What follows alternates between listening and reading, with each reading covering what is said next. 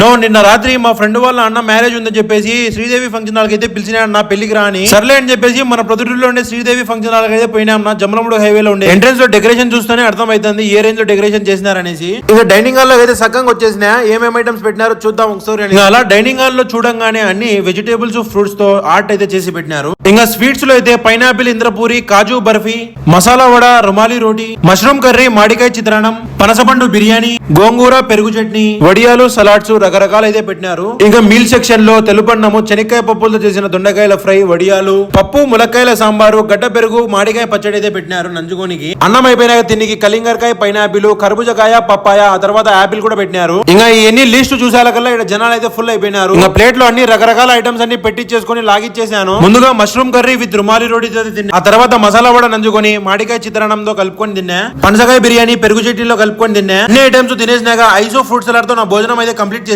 భోజనం ఇంత రుచికరంగా ఇంత అద్భుతంగా చేసింది ఎవరని కనుక్కుంటే మహేష్ క్యాటరింగ్ వారు గత 30 సంవత్సరాల నుంచి మన ప్రొద్దుటూరులో ద బెస్ట్ క్యాటరింగ్ సర్వీస్ ని అందిస్తున్నారని చెప్పినారు. మీరు కూడా మీ ఇంట్లో జరిగే వివాది శుభకార్యాలకు, ఫంక్షన్లకు, డిన్నర్లకు మీరు ఎటువంటి క్యాటరింగ్ సర్వీస్ ఇవ్వాలనుకున్నా వీళ్ళకి కాంటాక్ట్ అవ్వగలరు. మరిన్ని వివరాల కొరకు డిస్ప్లేలో కనిపిస్తున్న నంబర్ కి సంప్రదించండి.